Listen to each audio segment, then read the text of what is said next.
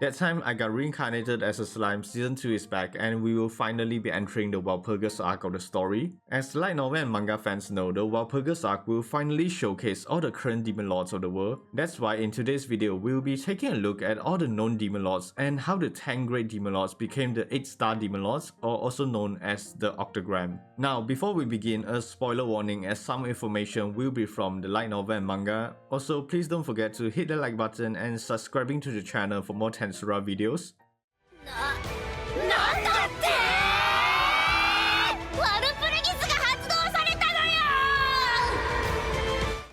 A demon lord is usually a title given to a really strong and powerful individual that has managed to receive and completed the Harvest Festival. But after completing the Harvest Festival, individuals are only classified as a demon lord seed and they need to evolve and meet another set of conditions to eventually become an awakened true demon lord.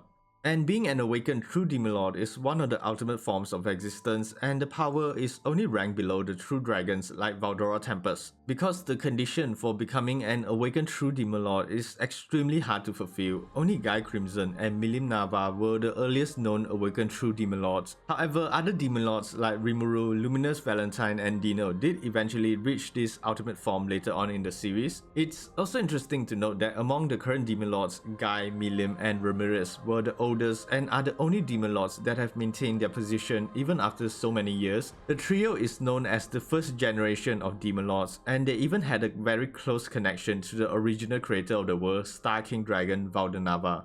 So starting with the first generation demon lords, we have Guy Crimson, the Red Primordial Rouge and known as the oldest of the primordial demons and also the first ever demon lord to exist. He can also be considered as somewhat of the leader, or at the very least the most influential among the other demon lords. Before becoming a demon lord, Guy was just an archdemon, and one day he was summoned by a human in order to destroy an enemy nation. He accepted the summoner's request, but in return he decided to destroy the summoner's nation as well. It was this brutal act that earned him his iconic name, which actually refers to the desperate screams of doom and despair of the people he crushed. After receiving his new name, he realized that he has awoken as a true demon lord and evolved to become a devil lord, the highest known stage of the demon race. He decided to stay in the world, and as a result, he summoned 2 other demons to serve under him. The 2 were the primordial demons Green and Blue, and they were given physical bodies which resulted in them evolving from archdemon into demon peers. Guy even gave names to the both of them. Green was given the name of Misery, while Blue was given the name Rain, which reflected the misery of mankind and the rain of blood that fell wherever Guy went.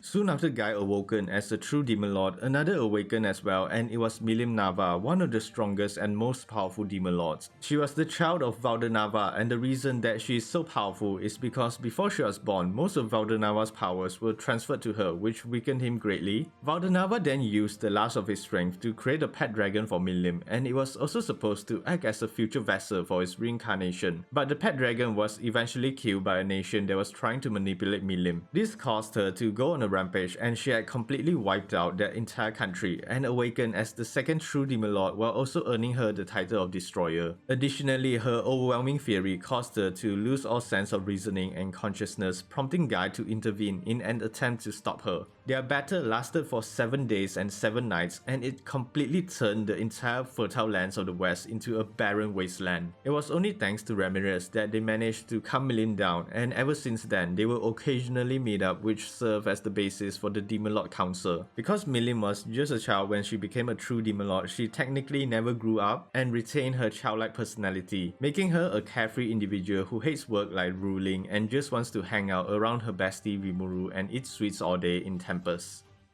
Next up is RAMIRIS, the Fairy Queen, and the only one of the first generation that isn't a true demon lord. She also has the title of Saint's Guide, a being responsible for bestowing divine protection on heroes and someone that keeps the balance of the entire world by managing the spirits. RAMIRIS was the one that managed to help MILIM regain her consciousness after she went berserk. Additionally, the evil magic left behind by Guy and the powerful aura of the dragons left behind by MILIM after their battle were absorbed by RAMIRIS, which caused her to transform into a demon lord. But because Because of her size and pitiful aura, people often disregard her as a demon lord or consider her as the weakest of the demon lord until they realize that she's actually the queen of fairies. However, she technically isn't really the queen of fairies right now because after she ascended into a higher level of power in her previous life, she had reached a point where she could no longer progress, which is why she decided to split herself into clones that will inherit her own self from previous generations and gave them their own sense of self as well, so when they grow up they could perhaps surpass the original form. Among the current demon lords, she is the only known demon lord to possess this type of hereditary ability.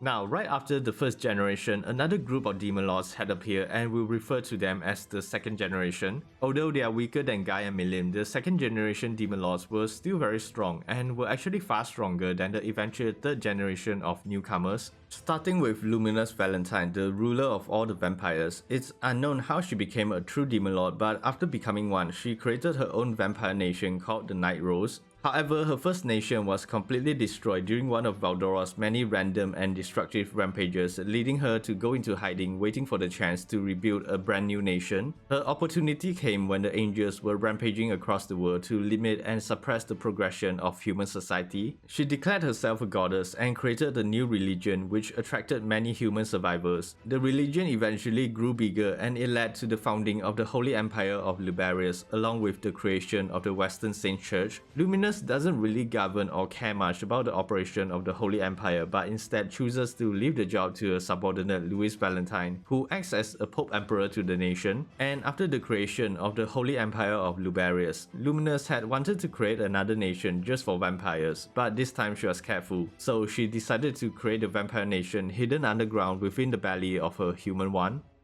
Moving on, we have DAGRUEL, a member of the giant race that was created by NAVA to serve as guardians to the gates of heaven. However, it isn't revealed how he became a true demon lord or if he even is one, or he's just someone that only has the title of demon lord like RAMIRIS. He is also the only demon lord that has the holy attribute, which could be another reason why he isn't a true demon lord. But besides that, Valdora also mentioned that he had sparred with DAGRUEL many times, but their battles would always end in a draw because as a true giant, he cannot be defeated by magic as his race has the ability to nullify magic. Also, with DAGRUEL having dominion over the barren lands to the west of the Holy Empire of Liberius, he would often get into territorial and border conflicts with Luminous, so he isn't very fond of her. Although he's called the Continent's Wrath, he's a pretty calm and patient person, even allowing the demon lord DINO to live in his home as a freeloader.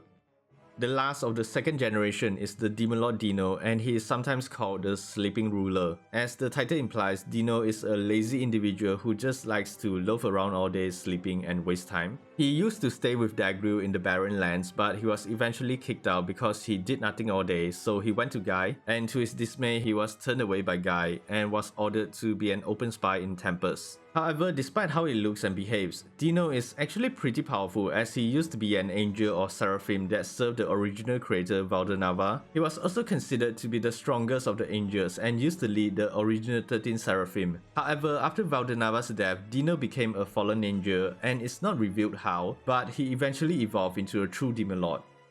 Finally, we have the third generation and probably one of the most troublesome generation of demon lords because a lot of the events that happen in the current story were caused by them. This was also considered to be the weakest generation of demon lords, and currently only 2 out of 6 demon lords from the generation are left on the demon lord council. Now then, the deceased Curse Lord KAZAREAM was the first known demon lord of the third generation, and he was known for being a master schemer and planner. Upon joining the demon lord council, he actively searched for and recruit beings who had the capabilities to become demon lords so he could control them and gain more influence in the council. During this period, he had managed to create several such beings like Footman, Tear, Lapless, and CLAYMAN. The 4 would go on to become KAZAREAM's personal servants and form the Moderate Clown Troupe. He was also responsible for helping CLAYMAN to gather enough power to evolve into a demon lord seed and was the one that advocated for him to join the council. However, his time on the demon lord council ended when he decided to eliminate Leon Cromwell for calling himself a demon lord. After KAZAREAM was defeated and killed by Leon, his place on the council and all his territory was taken by him. But KAZAREAM managed to survive by escaping with his spirit form, where he had possessed and shared a body with Yuki for a period of time before possessing and occupying a female elf homunculus body. He now goes by the alias of Kagali and now works as a secretary for Yuki.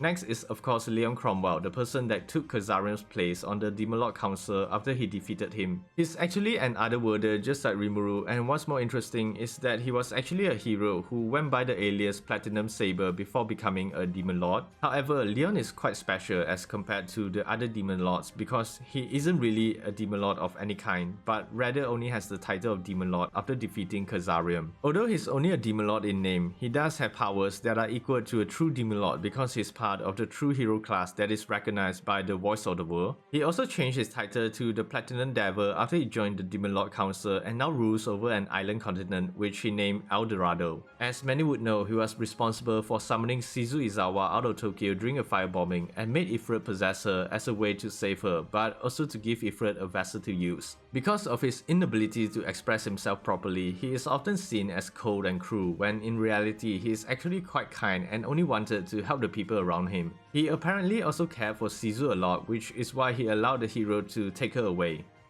Then we have the weakest and youngest among the 3rd generation Demon Lords, Marriott Master CLAYMAN, Sky Queen Frey, and Beastmaster CARRION. The three had actually become Demon Lords at about the same time, so they know each other quite well and for the longest time. Although they were self-proclaimed Demon Lords and never really reaching the levels of a true Demon Lord, they were allowed to be on the council only because of Demon Lord KAZAREAM's backing. But being the youngest generation of Demon Lords, they are far less established and weaker in terms of personal power, military, and territories compared to the older generation Demon Lords. That's why they are the most active Demon Lords and are often seen working together in hopes of increasing their own influence in the council and bridging the power gap between them and the older generation. They even plotted schemes like creating a puppet Demon Lord that they could control so they will have more influence in the council. However, Frey and CARRION eventually stepped down and relinquished their title as Demon Lords after realizing the gap in power between them and the other Demon Lords are too big and decided to become MILIM'S followers instead. CLAYMAN, on the other hand, wasn't as lucky because his evil schemes were eventually all revealed to the council thanks to MILIM'S secret plan, and he would be subsequently killed by Rimuru TEMPEST.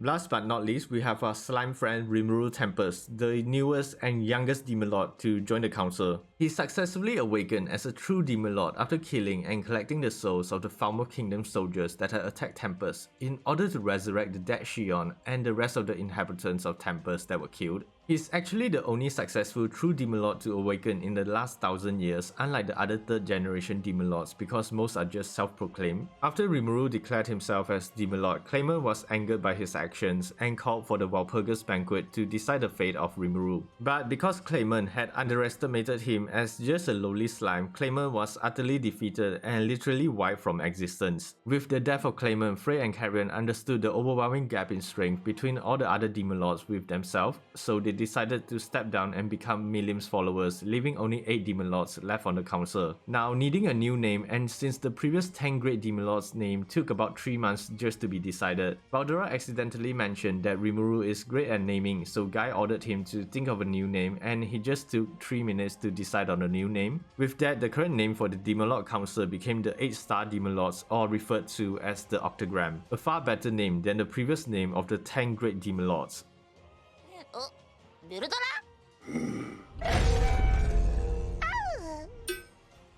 Anyways, that's all the current and past known Demon Lords of that time I got reincarnated as a slime and how their name changed from the 10 great Demon Lords to the new 8-star Demon Lords. So which one of the Demon Lords are your favorite? I would love to hear your thoughts down below. Please don't forget to hit that like button, subscribing to the channel, and hit that notification bell for more future videos.